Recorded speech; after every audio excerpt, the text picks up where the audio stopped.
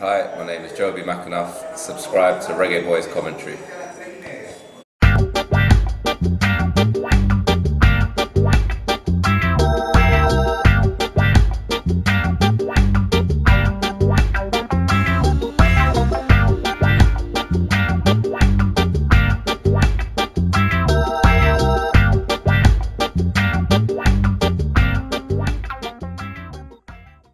Hello, viewers. This is Caribbean Football Weekly on the podcast edition, Season 1, Episode 9.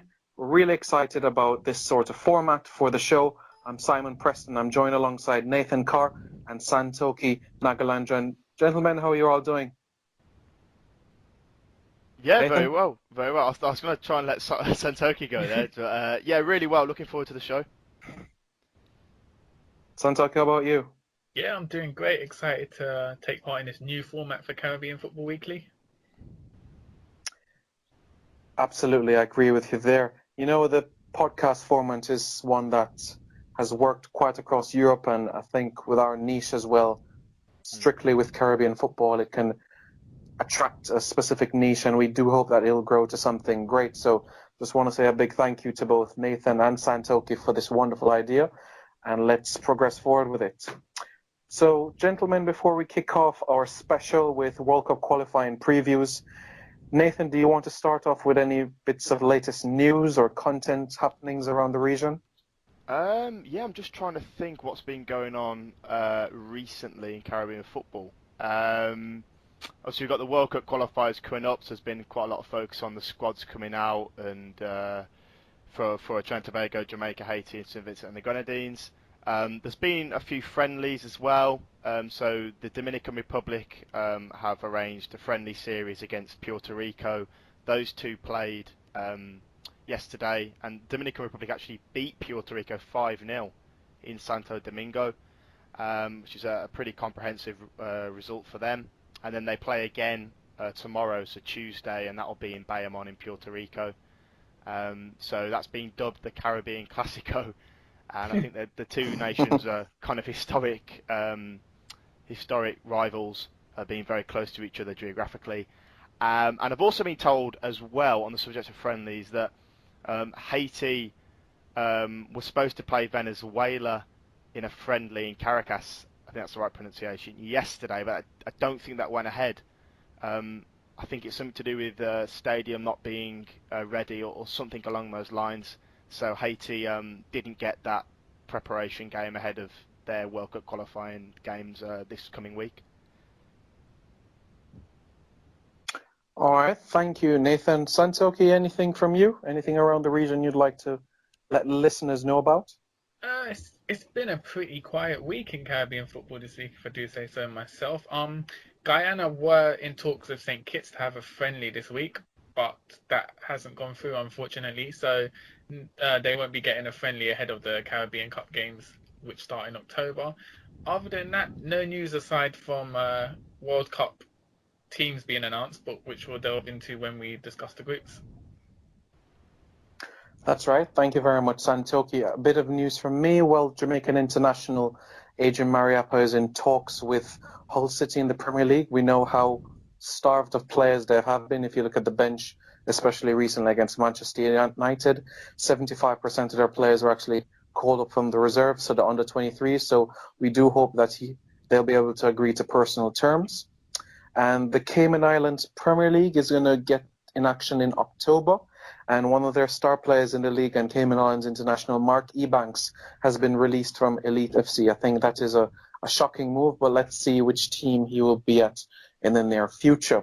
So that wraps up. Sorry, Yeah? just Go to ahead, interrupt you Nathan. there, Simon. Sorry, I think Mark Ebanks has joined Future in the Future. Cayman First Division, so the second tier. That's what I've been told. Yeah. Wow. Because apparently he used to play for Future as a kid, and they're aiming to win the Premier League within the next 2 or 3 seasons. That's what I've been told by a guy called Jack Brazil, who's a coach out in the Cayman Islands. So yeah, we'll wait and see what that project does it with Future. Yeah, thanks very much for that, Nathan. Very interesting move, I would say as well, taking a step down in the second tier. of Cayman Islands football. Let's see how that goes. He's nicknamed the Spark. Mark the Spark Ebanks is his name. It's a very interesting move, you could say, because looking international as well, the Cayman Islands are out of action for quite some time. They haven't really been able to have camps together for a senior team. So it'll be interesting to see when they'll be next involved. Will it be the 2019 Caribbean Cup? Let's see how things progress from in, because as we know in football, things are unpredictable and matches can just come out of the blue. So we wish Mark Ebanks all the best. Oh So yeah, sorry, Simon. I forgot this. This slipped my head. So in Trinidad and Tobago, the Pro League, Northeast Stars are looking. Well, they pretty much put pen to paper on signing Jason Scotland and Carlos Edwards, so former Premier League players. They're both 37, but they'll be playing for Northeast Stars in the next season of the Trinidad and Tobago Pro League. So two marquee signings there, which will no doubt benefit the league with the experience they have of playing at top level in Europe. So we'll have Kenwyn Jones, Carlos Edwards, and Jason Scotland in the Pro League. Wow. Yeah. Nostalgia. Wow. That's interesting. Yeah, you don't find many, especially in the Caribbean region, going back to their country where they represent internationally to play. So I think this is a good move, and they can actually help the young players around them. Off the top of my head, as it relates to Jamaican internationals, Jermaine Teddy Johnson, he moved back to Jamaica after having a spell in England as well with Tivoli Gardens, and he's helped mentoring the young players around. And we do hope when these international players, when they're in their late 30s, can add a bit of value to the younger players in the squad. It's a cycle. Yeah, I mean, it's quite humble of them as well, isn't it, to go back and share their experiences. I think the head coach of the Northeast Stars is a player called Ross Russell, who used to play with both players, Edwards and Scotland, when they were younger for Defence Force in the Trinidad and Tobago Pro League. So I think it's kind of like helping out their friend as well as giving back to the league. Yeah, I agree with you there. And Nathan made a good point about like helping out and being humble about it, because obviously these players are not going to go and get big wages at these clubs. Let's be honest, it's most likely going to be peanuts or nothing, but I think it's admirable move about giving back, not only to the country of their birth or internationally, but to the team or their community where they grew up. So I think it's an outstanding move, and it shows their passion for football, you could say. Yep, I agree. I agree with you there. All right, are we all set to delve right into the action with the World Cup qualifiers preview? Anything else you guys would like to add? Any other news before we head in? No, that's it for me. Yeah, that's pretty much it. Looking forward to talking about all things World Cup qualifying. Yeah. All right, let's go right into the action. It's amazing how time flies, isn't it, gentlemen? Because it was March that we had the last set of games across the different Caribbean teams, and now we're almost on the cusp of match number 5 and match number 6 of the World Cup qualifiers in the CONCACAF regions. We have a few teams from the Caribbean involved, see a few. We know in Group A there's no Caribbean teams. Well, obviously there's Canada, Mexico, El Salvador in that group. Canada, Mexico, El Salvador, and in addition to that you have, I believe, Honduras. So although there's no Caribbean teams in that group, there's a few players who have Caribbean roots, like Toussaint Ricketts, etc., etc. But let's go right into Group B, shall we? Costa Rica, Panama, Jamaica, and Haiti. Nathan, do you want to go through this group for us, please? Your initial thoughts? Well, really initial thoughts when this group came out, over a year ago. I was thinking to myself, wow, this is probably the toughest group of all three. I mean, Costa Rica top it at the moment on 10 points, and they're very, very close to booking their place in the Hex. Panama just behind them with 7. Jamaica in third with 4, and Haiti, who are practically eliminated, not mathematically, but their chances of going through are very, very slim. So really, I mean, the dynamic in this group, I guess, is the Panama-Jamaica game, which I know, Simon, you've been building up to on your channel. It's going to be a cracking game, I think, and Jamaica really, really need to win this game. I don't think a draw helps them really, so they need to get a win. Such is the system there in Group B. If they do win, they're level on points with Panama. Both teams will be on 7, and that throws up a really exciting finish because, you'll have Costa Rica playing Panama in the final game and Jamaica hosting Haiti.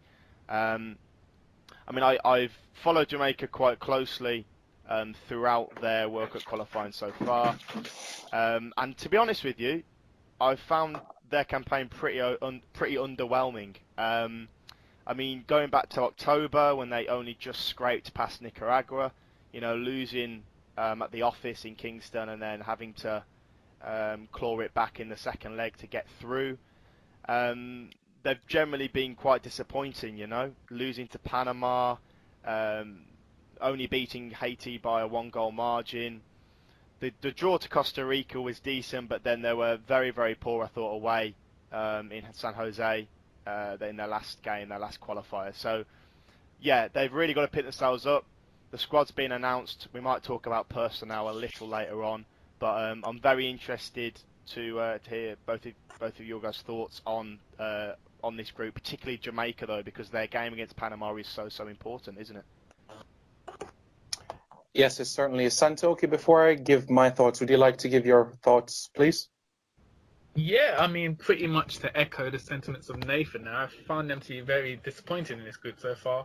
As Nathan said, they scraped through against Nicaragua, and rather than serving as a wake-up call for this round, they seem to have continued to struggle. So their first game in this group was a home game against Panama, disappointingly lost 2-0.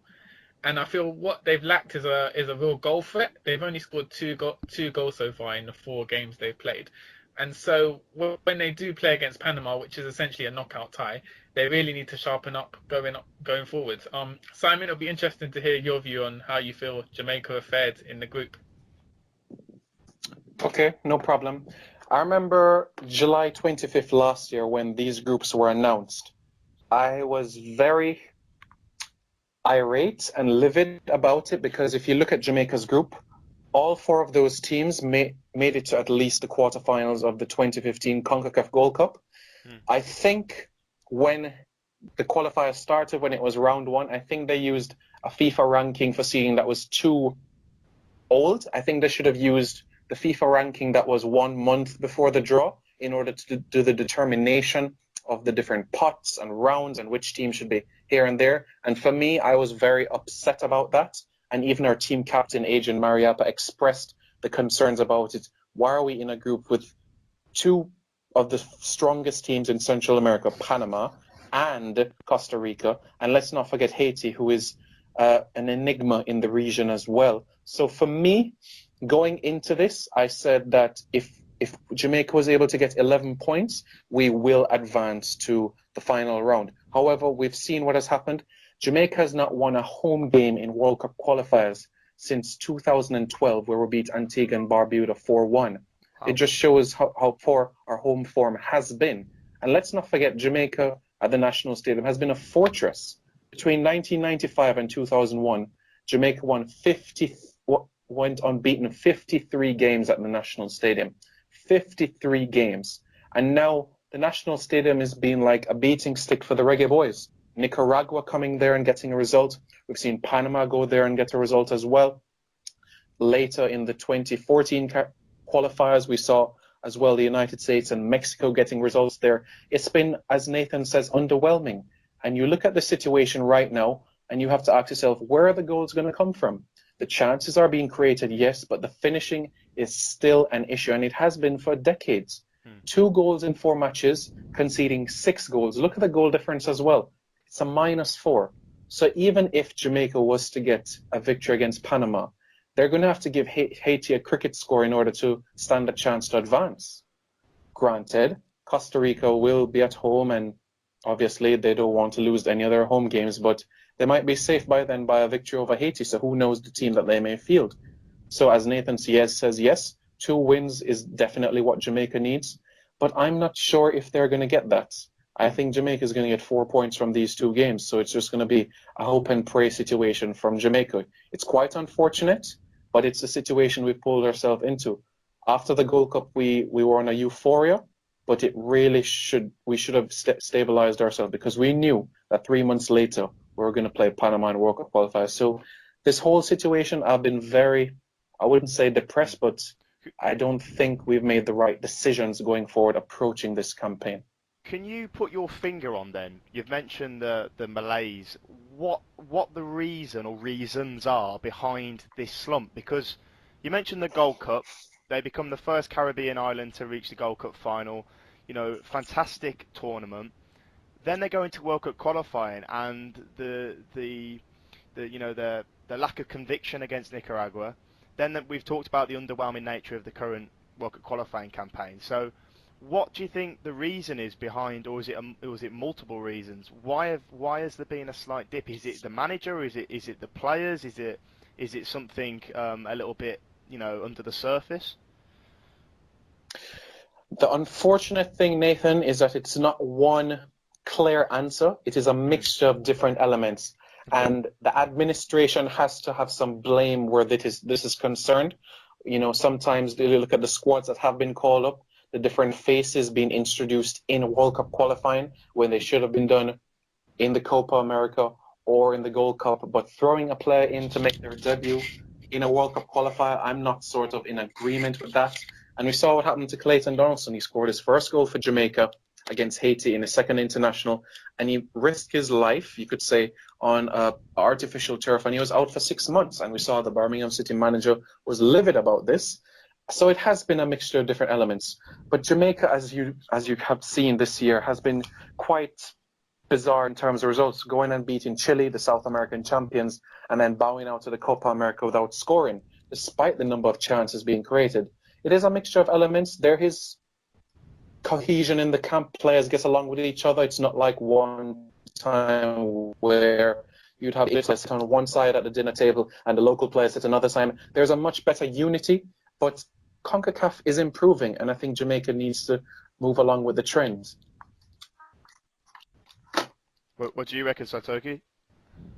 Yeah, I mean, it's pretty much what Simon says. You can't really put your finger on what the issue is. I mean, to a casual observer, you look at the team and you look at guys like Wes Morgan, who just won the Premier League title with less than in the central of the defence, and other star-studded players within the team, and you think, what could go wrong? But clearly they haven't been able to come together as a unit, and crucially it is that lack of a clear goal threat going forward which has hindered them in the campaign.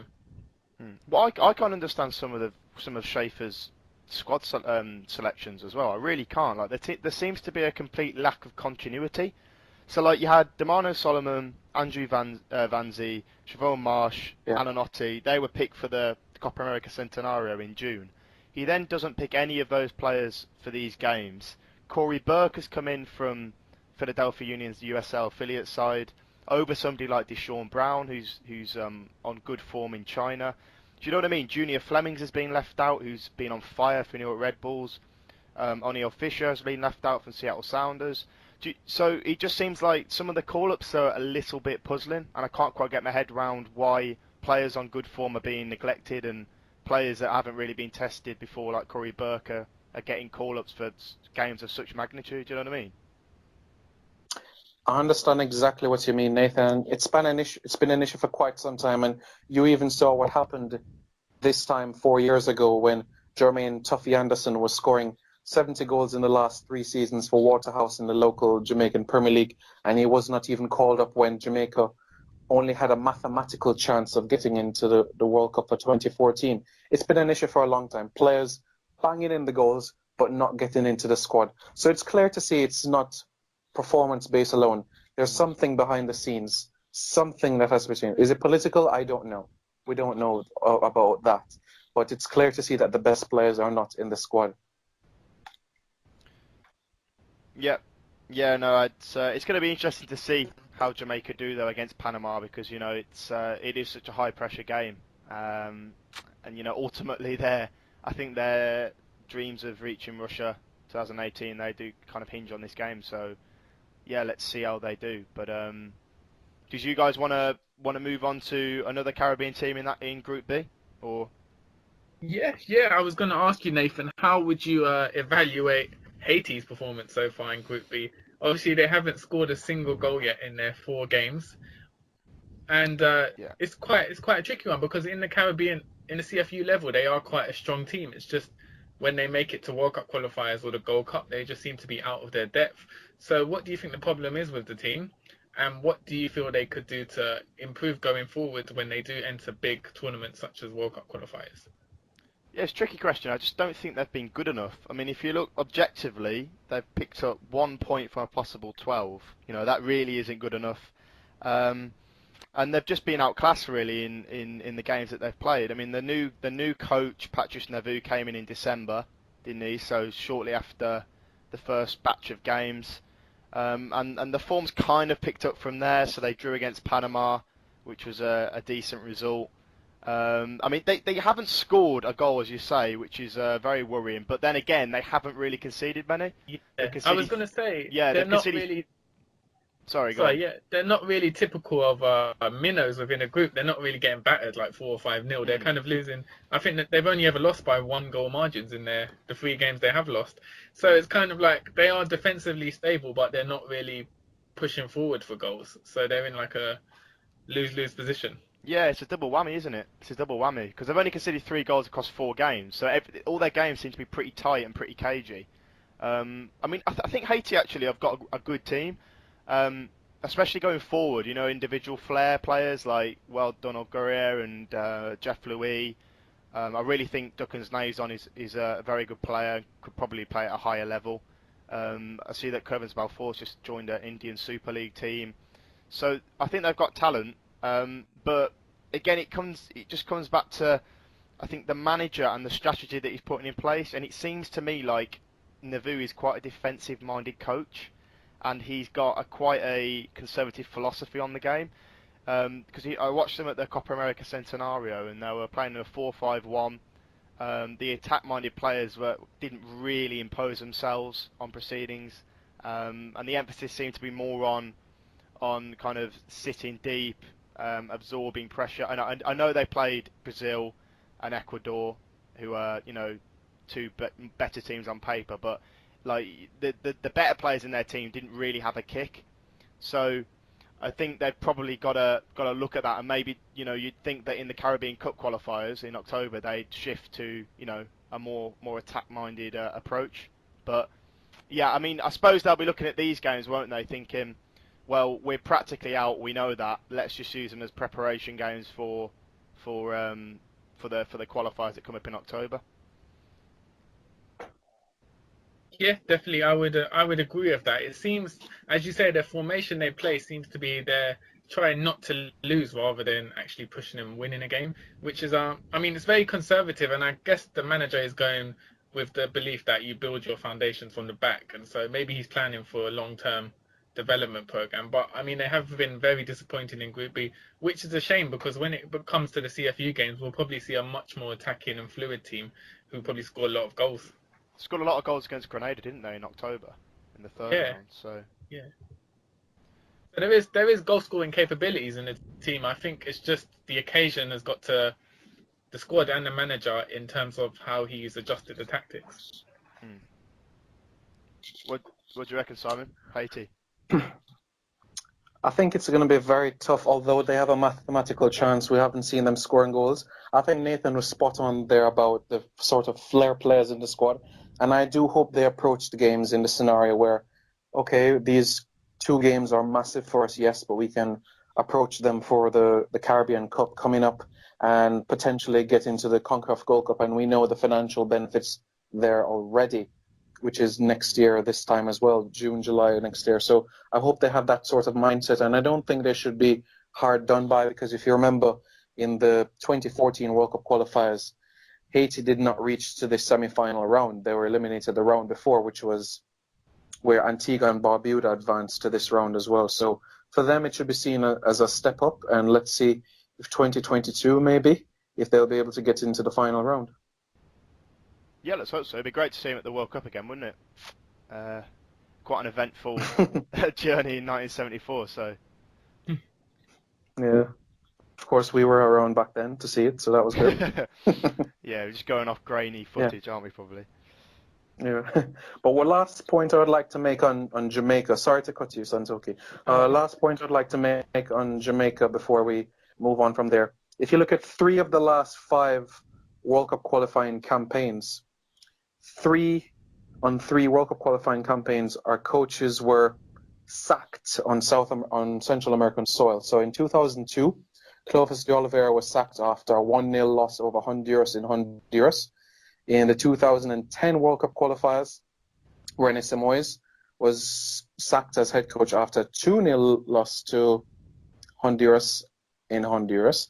And in 2014, right before Winchester Sheffield, Theodore Tapper Whitmore was sacked on Central American soil, losing 2-0 to Honduras. So if Jamaica loses to Panama, then we know who will be shown the door. It's quite unfortunate, but Jamaica's record on Central American soil is not quite good. Okay, guys, before we move on to Group C, then, can we get your final predictions, Simon and Nathan? Do you think Jamaica will go through to the hexagonal round? No, sorry. My head is saying no. My heart's saying yes, but I don't think they're going to do it. Simon? So my predictions for these two games, I think Jamaica will draw 0-0 against Panama, and I think we'll beat Haiti 4-0 at home. But I'm not sure, I don't think on goal difference we'll be able to advance, unfortunately. It's a funny game, but I'm just being realistic, and I think it'll be the end of the campaign. Just haven't done enough in the previous games, have they? So it's an No, result. I think if we're beating Costa Rica at home, I think it would have opened the table a bit more and probably take a point at home against Panama. I think the table would have looked very much different right now. Yeah. Okay, guys, so we move on to Group C. So Group C, we have Trinidad and Tobago, United States, Guatemala, and St. Vincent. So 2 Caribbean representatives again in this group. Surprisingly, some would say, Trinidad and Tobago lead the table after 4 games with 10 points. United States are second with 7 points. Guatemala in third position with 6 points. And St. Vincent are bottom, 4th in the group, eliminated with 0 points and 19 goals conceded. So Nathan, do you want to summarize this group? How do you feel Trinidad have performed so far in the group performances? Yeah, it's all about Trinidad and Tobago, this, isn't it, really? First in Group C, 10 out of 12 points, and they've actually scored the most goals out of any team in round 4 as well. Scored 11 goals. Admittedly, most of them were against St. Vincent last time out, but it's still an impressive statistic. And yeah, they only need a draw or a win against Guatemala on Friday, and that will secure their place in the Hex. So, yeah, I mean, they're in a really good moment, I think, at present.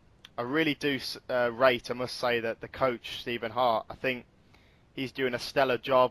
Always comes across as a very honest, open guy, but he also strikes me as very analytical and I think he's a real deep thinker on the game. I know he uses the software, I think it's in Scout or InStat, to keep on top of monitor all of the Trinbagonian players when they're not on national duty, how they're doing around the world with their respective clubs. So he's got them playing, very, very well. They're organised, but they do pack a punch going forward.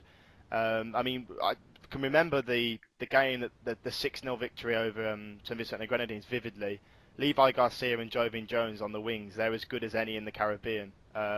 Just really explosive, really, really good to watch. And yeah, they've had so far so good, but I don't think they can't get ahead of themselves. As I say, they've got to get a draw or a win. Stephen Hart has played it down a lot. I've seen a couple of interviews with him ahead of these games, and he's played it down. He's not focused on the Hex at all. Just wants to get a result against Guatemala first. You'd expect him to say that, really, but it's I know it's a cliche, but the last round, the Hex, is such a grueling process. It's all very well being able to deliver the goods here, but 6 games, but the next round you have 10 games, you've got to do it all over again against stiffer opposition. So my feeling is that they're going to get the result that they want on Friday night. They're going to get into the Hex, and then from there it's going to be really, really exciting, I think, to see how they do and whether they can reproduce the magic of 2006. But without a doubt, they've been one of the most impressive teams so far in round 4, and there's just no stopping them, it seems like, at the moment. Yeah, Simon, your thoughts on Trinidad and Tobago's performances so far in the group? Trinidad, of course, being rivals of Jamaica, I'll try my best to be as objective as possible. But I think what they have done has been quite impressive. Granted, the group that I've had is slightly easier compared to the rest of the Caribbean teams that they have. Of course, it's difficult when you play against smaller teams like St. Vincent. Like Jim Howard, the USA player, was even saying for teams like USA and Trinidad, it's very hard to scout teams like St. Vincent, despite the low of quality. Getting video footage for video analysis and getting statistics it's difficult when you don't play many games. But I think Trinidad has done their homework well, and they deserve to be in the position where they're in right now. And they face a tough test against Guatemala, though. We know the type of team they are in Central America and in CONCACAF generally, and now just 90 minutes away from sealing a spot with Mexico in the final round. So let's hope that they can carry the Caribbean flag flying and make a good impression of themselves in the final round. I think what's telling with the team is if you look at the actual squad, the amount of countries where the players are playing their club football is remarkable. So you've got Aubrey David at Dallas in the United States, Abu Bakar plays in Estonia, Sheldon Batu plays in Russia, Johannes Marshall plays in Mexico, Carlisle Mitchell plays in Korea. Then you've got Bukaud at Dagenham and Redbridge, Kaleem Highland in Belgium, John Bostock, who's going to make his debut. He's currently playing at RC Lens in France. Levi Garcia in the Netherlands. Kenwyn Jones obviously back in Trinidad. Kevin Molina at Orlando. So you've got a whole variety of countries which these players are coming from and gaining experience at top professional clubs. And I think that's all come together to form an amazingly exciting team within the Caribbean. I agree. Yeah, they've got so much depth as well, haven't they? So much depth, like especially at centre back. If you, I think Lasana Leiberg was saying the other day that if you're a centre back now for Trinidad and Tobago, it's literally impossible to get in the team. They've just got so much depth across every department. I'm interested to get your opinions, by the way, on John Bostock because it seems like he's been around for just forever. And I think he's still pretty young. But I remember him coming onto the scene as a 15-year-old, made his league debut for Crystal Palace at 15, and then went to Spurs, and then kind of the media hype and the media hyperbole just crushed him basically, and he had to move from club to club, and he couldn't settle. Now he's enjoying a bit of a renaissance in France with RC Lens. But I think my gut instinct on him being with Trinidad and Tobago is that he'll provide a big boost. Good on set pieces, creative player, adds a bit more to the midfield. I can see him being a real coup for them, but I'm just interested in what you guys think on John Bostock. Yeah, so I remember John Bostock clearly because as a Spurs fan, I mean, there was a lot of hype around us signing him. When we signed him, he was sort of being built up as a new wonder kid. He had a lot of flair, a lot of stepovers in the games that he played for Palace. But then at Tottenham, I don't think he played one senior game for us at all. I don't know what happened. Maybe they thought there wasn't enough substance to his game, or he was too much of a flair player or too young. So after a series of loans, he kind of faded away, and he's kind of reinvigorated himself in Europe. So I think he was at Royal Antwerp in Belgium, and now he's currently at Lens in France. I think, as Nathan said, he's either going to be a massive success within the team. He could be a confidence booster to the team, and also he does have a lot of flair and skill, so he'll complement the attacking nature of Trinidad. However, having not played substantially at top level teams in Europe throughout his career, you'll wonder whether he'll be able to make the starting 11 based on quality. Because they'll probably go with a 4-4-1-1, won't they? Again, you would think because they seem to have a settled team. Molino plays off Kenwyn Jones. Jovian Jones, Levi Garcia out wide, and then Highland and Bucard in the middle, you would think. So maybe Bostock will have to try and, bide his time and see if he can get a breakthrough into the first team. Yeah, it's remarkable that he's still only 24, and he made his debut. He made his debut in 2007, which is crazy. Is Simon there? Yeah, I'm here. I was listening to everything you said, and it's imperative, like what Nathan was saying earlier. There was a patch in his, like a stopgap, you could say, where Bostock was playing, where he had a dip in form. But I think for a young player, he's truly matured, you could say, and being elevated now into this position where he's getting regular football, because there's a period of time where he wasn't seeing much action. So for now, I think he'll be much more sharper, much fit, and I think that it'll benefit Trinidad immensely, and it'll pay dividends for them in the near future. Absolutely.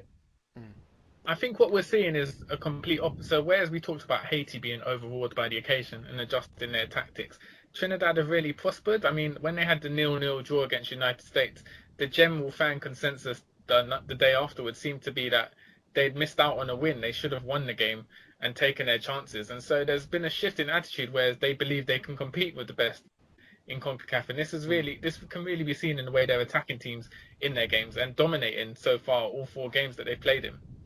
That's a good point. You're doing well when you're competing against, the big boys in CONCACAF like the USA and Mexico. I mean, they drew to Mexico in the Gold Cup and then drew to them again, I think, in a friendly several months later. So, you know what I mean? They're not only beating teams like the St. Vincent and the Grenadines comfortably, but they're giving the bigger boys a real go as well. So yeah, I think the Guatemala game was a real turning point for them, because traditionally Caribbean teams tend to be overawed in Central America, where it's like a hostile environment.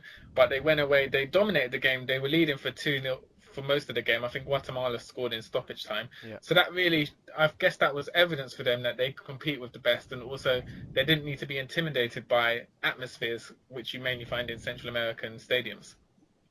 Can I just say as well, I don't want to jinx anything, I really don't, but I'm going to go out on a limb and say that Trinidad and Tobago are going to make it to the World Cup 2018. I've just got this really good feeling.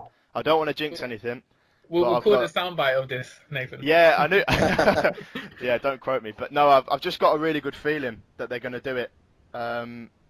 Yeah, I can see it happening. And I really, really hope it happens. Yeah, well, I mean, yeah, I'm personally of the same view as Nathan. I think Trinidad and Tobago, based on the football which they played in the last 4 games, I think they can make the World Cup. However, there is a long time to go. A lot can happen between now and the hexagonal. We're already getting rumours about Stephen Hart's position as coach not being stable, so we'll have to see how it goes. But at this point in time, I'm confident that they will make the World Cup as well. I think they're going to do it. Simon will have his Jamaican tinted spectacles on. But I know, but objectively, it's early days. I think it's too early for me to make an established prediction there, because I had the same thought about Jamaica, especially after that 0-0 draw against Mexico at the Azteca Stadium. But then Nyron Nosworthy tore his ACL, and then the wheels fell off for us. So I know what happens when you go into the final round.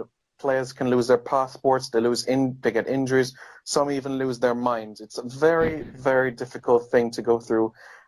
Yes, I do wish Trinidad all the best, but I do think the likes of Mexico, the United States, and Costa Rica will still have their noses in front. So maybe that playoff, let's see. But that's where I have them for now. But maybe January, if we have this conversation again, perhaps I would have them as an automatic qualifier. But for now, I have them in that mix. But I can say it's going to be a very challenging final 6. yeah, I mean, of course, it's speculation at the moment, but I mean, that's how they got through to the World Cup in 2006, wasn't it? Against the AFC playoff, Bahrain drawing 1-1, then winning 1-0 there. So that's how they did it last time. So they've shown in the past that they can beat, should they go through the playoff thing. But it's a long way yet. It's just a gut feeling that I have, and I know other people share it as well. So all the best to Trinidad and Tobago. Now, in Group C, there was another Caribbean team, St. Vincent and the Grenadines. Without wanting to sound too biased, I do feel St. Vincent were lucky to get to this stage. Firstly, when they played Guyana, they didn't actually win a game. They got through on away goals. And there was a whole issue with an appeal over an ineligible player. I think it was Gavin James, who was deemed to have had the wrong passport, but then St. Vincent survived the appeal. And then in the next round, they were set to play Barbados, but Barbados were thrown out of the competition, and instead Aruba were reinstated, which were a weaker team. So you could say St. Vincent were very lucky to get to this round, but it appears that they've been found out in this group, and they've really struggled. I mean, there's been a lot of turmoil within the administration and in regards to coaching, and their performances, I mean, they have been an attacking team. They've got Tevin Slater, Myron Samuels, Olex Anderson going forward. So they're an amazingly fast, pacey lineup going forward. But they have conceded a lot of goals, and they've really struggled in this group. Nathan, Simon, I'd like to get your views on how you feel St. Vincent have performed. Simon, you go go ahead, Nathan. You can go. Oh, all right.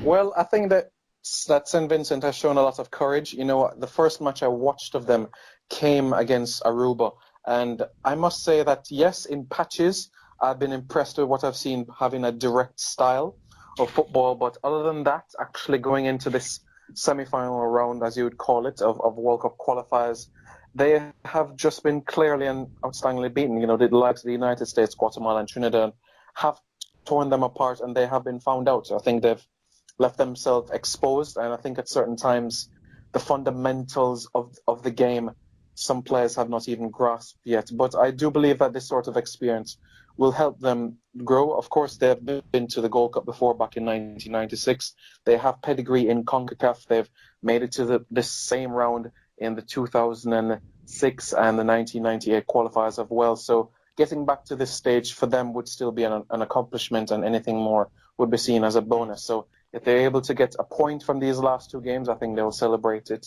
But other than that, they should use this as a stepping stone moving forward their football. And let's hope that there's some sort of continuity, because as you know, there's this tournament in that part of the world called the Windward Islands Football Tournament. Let's see if that will be around next year. Maybe they could prepare for that. I mean, I was just going to mention that. They had, on the whole, quite a good 2015, winning the Windward Islands Championship, then getting past Guyana, albeit, there was the whole thing about the ineligible player, but they managed to get through, scoring quite a lot of goals, and then getting past Aruba. So last year was quite good for them, but this year has just been miserable. They've been comprehensively beaten in World Cup qualifying. And then they're actually knocked out of 2017 Caribbean Cup qualifying as well.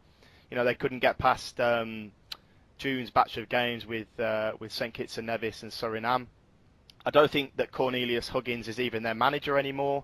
That's what I've been told. I think he was fired or he resigned. So I'm not actually sure who the current head coach is at Vincey Heat.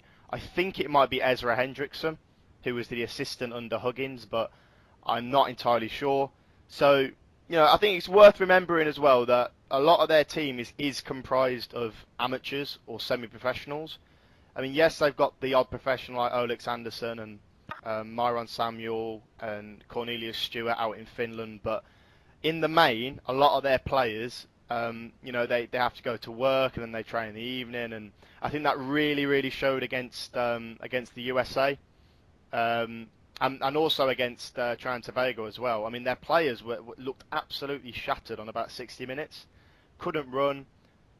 Basic tactical things that they weren't following. Basic instructions that they couldn't carry out. So it's tough for them. But in Olex Anderson and Mara and Samuel have two very, very good individual players up front. They'll always cause you problems. I know Samuel's been on good form with the Seattle Sounders. Got 4 assists and 3 goals for the USL team so far. So yeah, they'll carry a threat, but I think it's hard for them because not all of their team is professional, and domestic league there isn't the strongest, is it? So you've got to factor that in, I suppose. But I mean, they're mathematically out. It's a real shame for them, but they've got to try and, as Simon said, use this whole process as a learning curve and come back stronger, I suppose, for 2022. Yeah, I agree with what we said there, Nathan. I think the first game away in the USA kind of summed up St. Vincent. They started off really brightly. Olex Anderson scored a brilliant goal, and then they ended up losing 6-1. So they've got the potential and the talent there. It's just, as you say, the team isn't comprised of full professional players, so they do tend to struggle when it comes to fitness and maintaining concentration. Again, when they were home against Trinidad, I think they went into half-time 1-0 up. Myron Samuel scored a penalty, and then they ended up losing quite harshly 3-2 to Trinidad. They just couldn't keep up with it. Yeah. So, I mean... And as you said, Levi Garcia happened, didn't he? Yeah, Levi Garcia with a blitz. So, I mean, as you said, you would like to see continuity in terms of their development from this group, but the signs haven't been good. They've already been eliminated from the Caribbean Cup, and they're eliminated from the World Cup qualifiers. So it'll be interesting to see how they pick themselves up for the Windward Islands tournament, if there is one next year, or if not, they'd have to really start long-term development for the next set of World Cup qualifiers and Caribbean Cup qualifiers. For all of you gentlemen, is there a Caribbean player that you could say to watch out for this weekend, Friday and Tuesday coming up? Is there one player that you'd want us to look out for, to the listeners to keep a close eye on? Is there any on Santoki and Nathan? Well, I think as Nathan just mentioned, Levi Garcia he's an electric player, plays for AZ Alkmaar in Holland. He's definitely going to be one to watch out for. And also rejuvenated Kenwyne Jones. It'll be interesting to see if he's already a great player. It'll be interesting to see if he's improved by being based in Trinidad and Tobago, back in his home country. Yeah, I'd go with two. Olex Anderson, who I mentioned for Vincy Heat. I think he's a really talented player, and given an opportunity at Seattle by Ezra Hendrickson, explosive, very, very fast, and can make things happen. So he's always a threat. And he scored that brilliant solo goal against the States in St. Louis back in November. And also a midfield player from Haiti called Kevin Lafrance, who really impressed me at the Copa America Centenario. I think nominally he's a centre half at club level, plays in Poland, but he was turned into a central midfielder for Haiti at the Copa America Centenario. He looked really, really good. Very comfortable on the ball, and had a good passing range. So yeah, I'd look out for those two. How about you, Simon?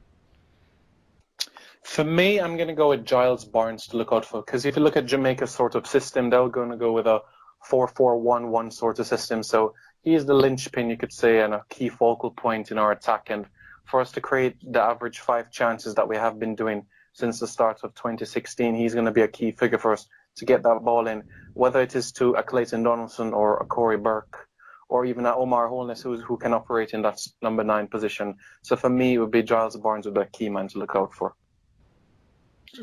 Simon, it'd be interesting to know, based on your contacts and those you know within Jamaican Football Federation, was there any attempt to recruit any new players for these last 2 games? So I know Bradley Wright Phillips was rumoured, Jason Punchin's been a long-standing rumour.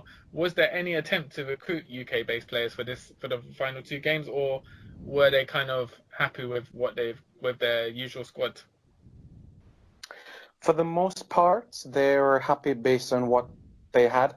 There was just 2 players that they had in mind. Like, for example, Lewis Graben. He's actually declared that he wants to play for Jamaica, but what's the holdup is the passport process. The paperwork and everything has been filed, but getting the actual passport is an issue. You see, he can play for Jamaica in a friendly international or the World Cup qualifiers. That's when CONCACAF and FIFA are behind you as it relates to the passport. So that is one player that we've been keeping a very, very close eye on for sure. And the other player that we've been trying to get a hold of is Rolando Aarons, but of course Alan Pardew told him that to wait for an England call-up. So that's basically how it has been. Just on the subject, guys, of a UK-based player, I'm pretty sure, I'm not 100% though, that St Vincent and the Grenadines are going to call a player called Aaron Couch. I think he plays in the English non-league. He has Vincentian roots, and he's very close to being called up by the SBG FA. I'm not sure if it's going to be these games necessarily, 50-50, but very, very soon he should be called up. All right. Thanks very much for that, Nathan. For you, gentlemen, I have one last question. What would your prediction be for the final round, the 6 teams that would be in the final round of the CONCACAF World Cup qualifying? Nathan, I'll start with you on this one. Okay, so Mexico has a bit of a foregone conclusion, given they've already advanced. Honduras, I think both of those will go through from Group A. Costa Rica and Panama, it saddens me to say it, I think we'll go through from Group B. And then Trinidad and Tobago and the United States of America, I think they'll join them. So I think we'll have Trinidad and Tobago, USA, Costa Rica, Panama, Mexico, Honduras in the hexagonal. And as I said before, I think the lone Caribbean representative there, Trinidad and Tobago, are going to do it for the Caribbean. I think they're going to do it. Santoki, do you agree with Nathan? Yeah, generally, yeah. I'd say Mexico. I'd go with Canada to edge it through. Got faith in Canada. Costa Rica and Panama. Yeah, I can't see Jamaica going through. And the final group, yeah, Trinidad and Tobago and United States. Although it could end up being quite a tight race to the finish, depending on how results go. United States not even guaranteed to go through at this point. Yeah, if you look at things in Group A right now, you have Honduras and Canada that are on 4 points, and I'm going with Nathan on this. Santoki on this one. Sorry, with Canada. I think if Junior Hoylett is on his game, I think definitely Canada can get through. Let's not forget as well, Stephen Hart, the coach of Trinidad and Tobago, is also the head coach of Canada as well, and you're certainly seeing some sort of imprints of his style of play still on Canada. My six, the Mexicans, the Canadians, the Costa Ricans, the Panamanians, the Trinis, and the Americans. So that is my final six. And can you believe it, gentlemen? If you look at this, Panama has advanced to. Look at the strides they have made in the region as well. In 2006, the 2006 World Cup qualifiers, they finished at the foot of the table. And if you look at the 2014 World Cup qualifiers now, they finished fifth in the table. So they're making some sort of strides in the region as well. Of course, not a Caribbean team, but progress in CONCACAF altogether. Nathan, Santoki, any last comments that you guys like to make before we head out? I just want to say, thank you everyone for listening. I know it's a bit different this week, and it will be, for the ongoing episodes. But yeah, thank you for listening, and we'll be putting this out on Mixcloud. We've got a page on there, and hopefully, as some of you might have seen on social media, hopefully on iTunes as well. So that's relative to if we get accepted or not. But yeah, Santoki, have you got anything to say? No, just general thanks to all the fans. Been getting a lot of positive feedback on the show. Yeah, and we'll just keep it continuing. Next week we'll be discussing the results of the group games that have taken place. So excited to see what will happen. All right, you guys want to tell the listeners your social media logins and handles so that we can wrap up the show from there on in? Nathan? Yeah, so on Twitter it's at Caribbean Football, football abbreviated to FTBL, and my blog is www.thehomeofcaribbeanfootball.com. Today I just put an interview up on there with the Turks and Caicos Islands captain Billy Forbes, who's at Rayo OKC in the NASL. Answered a few of my questions, so if you're into that kind of thing, or just want to find out a bit more about Billy Forbes, then go and check that out. So much appreciated. Sounds okay? Yeah, and you can find me on at san SAN _TOKI _, so at Santoki. I generally tweet about Guyanese football or Spurs football, so two very different types, two very different geographical locations, but all interesting nonetheless. Simon, where can we catch you? What's your YouTube channel called, and where can we find you on Twitter? My YouTube channel is called Reggae Boyz Commentary. You can search it on YouTube. And my Twitter handle is SimeyP93, so that's SIMEY, the letter P93. So that is my Twitter login. I'm also on Facebook as well. You can catch me there. And Snapchat, Simon.Preston93. Santoki, Nathan, you guys on Snapchat too? Yeah, I just got Snapchat recently. It's just Caribbean Football. So again, football abbreviated to FTBL. Just the occasional updates and yeah, just bits and bobs on there. So please do feel to add the username. Haven't got too many people on there at the moment, but always happy to add more people. Thanks for that, Nathan. Santoki, you're going to get an account soon? I was born in the 1980s, guys. So our generation don't use Snapchat. You'll have the full set though. You've got Facebook, you've got Twitter, you've got Instagram. Yeah, the complete collection to indicate I have no life. Yeah, but it's really a pleasure catching up with you guys today. And thank you for all the listeners tuning in. This is episode 9, season 1 of Caribbean Football Weekly. Thanks for tuning in, and catch us next week. Take care. Peace out.